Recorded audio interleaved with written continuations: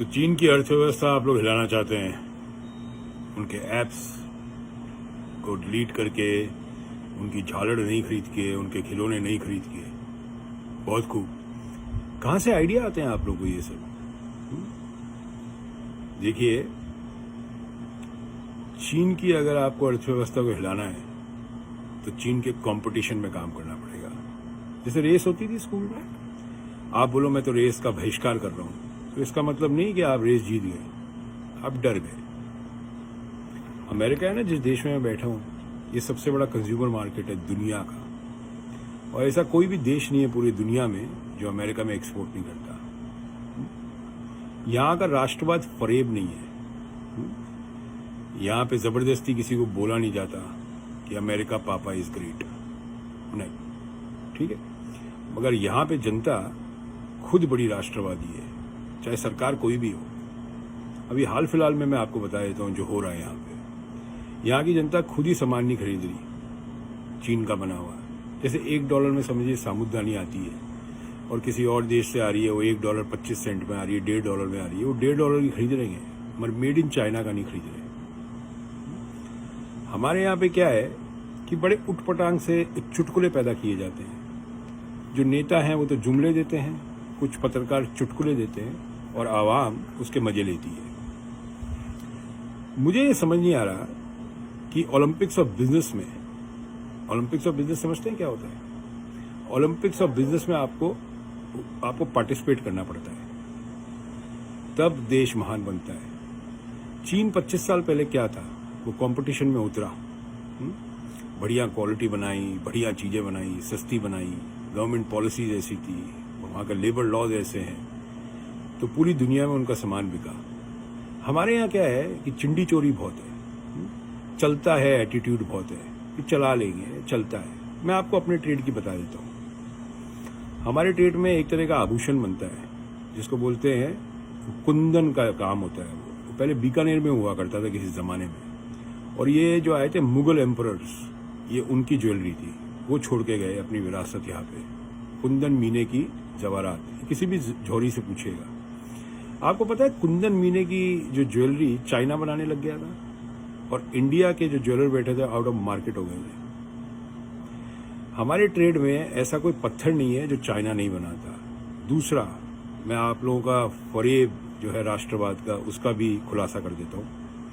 हमारे ट्रेड में ऐसे कई लोग थे जिन्होंने ग्वांगजू जाके फैक्ट्री खोली थी, जो इंडस्ट्रियल एरिया है चाइना का। आप में से बहुत लोग चाइना गए नहीं है, जाके देख के आइए चाइना में किस हिसाब से काम होता है। वहाँ पे 1000 पीस का ऑर्डर देते हैं ना, तो 1000 के 1000 पीस सारे करेक्ट होते हैं, कहीं गलती नहीं निकाल सकते। मैं आपको बोलता हूँ, मेरी खुद की फैक्ट्री थी जयपुर के अंदर 2014 तक, मैंने बंद क्यों करी? बिजली नहीं आती थी 8 घंटा। एक्सपोर्ट लगाते थे, जो वहाँ पे अप्रेजर होता था, उसको हर एक इनवॉइस पे पैसा खिलाना पड़ता था। ये चिंडी चोर जहाँ बैठे थे सब जगह। फिर कोई भी त्योहार आ जाए तो कभी डाकिया आ जाएगा, कभी कोई आ जाएगा, साहब दिवाली की मिठाई दे दो, दिवाली का ये दे दो। ये सब चाइना में नहीं होता है। चाइना में वर्क एथिक्स बहुत स्ट्रांग है, बहुत स्ट्रांग वर्क एथिक्स है। इसलिए चाइना दुनिया में कंज्यूमर मार्केट में नंबर 1 था। यहां तक कि अमेरिका का कंज्यूमर मार्केट चाइना ने खत्म कर दिया था। अमेरिकन कंज्यूमर मार्केट जो था, यहाँ पे मैन्युफैक्चरिंग जो होती थी अमेरिका में, वो चाइना ने खत्म करी थी धीरे धीरे। बिकॉज कंपटीशन के अंदर वो अमेरिका से भी सस्ता सामान बनाने लग गया था, तो अमेरिकन चाइना का सामान खरीदने लग गए थे। और आप लोग बात करते हैं झालड़ से आप चीन की अर्थव्यवस्था हिला देंगे। उनके ऐप्स जो हैं, जिसपे आजकल जितने बेरोजगार लोग हैं जो कि टिकटॉक पे अपना काम करते रहते हैं, वो टिकटॉक को आप लोग डिलीट करना चाहते हैं, जिससे चीन की अर्थव्यवस्था हिल जाए। मुझे लगता है जो आप लोगों को ये सुझाव देते हैं ना, उनके ऊपर का जो माला है ना, वो बिल्कुल हिला हुआ है। वो करेक्ट सुझाव नहीं दे रहे। नहीं, चीन से अगर आपको कम्पीट करना है तो उनके साथ वो ही खेल खेलिए। अगर हम कोई चीज ऑर्डर करते हैं आपको, से फॉर एग्जाम्पल ये डंबल है, मैं आपको बताता हूँ, अभी डंबल है, ये देखो कहाँ का है, ये सुनना आप, ये डंबल 1 साल पहले खरीदा हुआ था, मेड इन चाइना, ठीक है। तो आप ये समझ जाइए कि अगर आपको कंपटीशन में उतरना है तो आपको क्वालिटी में उतरना पड़ेगा। आप लोग अभी तक बिलीव करते हैं क्वांटिटी में, क्वालिटी में बिलीव नहीं करते। That's the problem in India. और किसी भी मैन्युफैक्चरर से पूछ लेगा, चाहे वो कपड़ा बनाता हो, कपड़े बनाने की फैक्ट्रियां इंडिया में बंद हो गई। कपड़े बनाना सारा का सारा अमेरिका जितना कपड़ा खाता है वो सारा बांग्लादेश, वियतनाम, इंडोनेशिया चले गया। पूछिए कोई गारमेंट एक्सपोर्टर्स से क्या हाल है आज की तारीख में, क्योंकि वहाँ फैक्ट्रियाँ चलाना एक तरह से बहुत बड़ा काम है इंडिया में आज की तारीख में, बहुत बड़ा काम। जो लोग फैक्ट्रियाँ चला रहे हैं इंडिया में, आपको सलूट है। हर जगह ट्रेड यूनियंस हैं, फैक्ट्रियाँ बंद करवा देते हैं। महाराष्ट्र में एक ट्रेड यूनियन लीडर हुआ करते थे, उनका नाम था दत्ता सामंत। उनका एक ही काम होता था, फैक्ट्रियाँ बंद कराना, लोगों को ब्लैकमेल करना। तो भाई अगर आपको चाइना को हराना है तो चाइना के साथ कम्पीट करिए। उनके माल को बैन करके आप कुछ नहीं कर सकते, कोई अर्थव्यवस्था नहीं हिला सकते चाइना की। और आपको क्या लगता है कि सिर्फ आप ही चाइना का सामान खरीदते हैं और दुनिया में कोई नहीं खरीदता? आपने बैन कर दिया तो चाइना की अर्थव्यवस्था हिल जाएगी।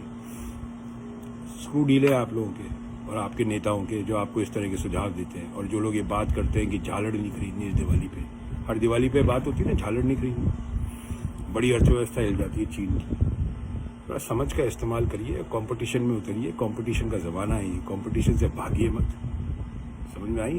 वो स्टार्टअप इंडिया और ये एंटरप्रेन्योर्स, डिजिटल इंडिया, क्या हुआ इसका? कुछ नहीं हुआ। अगर स्टार्टअप्स होते आज की तारीख में इंडिया में तो थोड़ी बहुत फैक्ट्रियाँ लग चुकी होती, यंग एंटरप्रेन्योर्स पैदा हो चुके होते।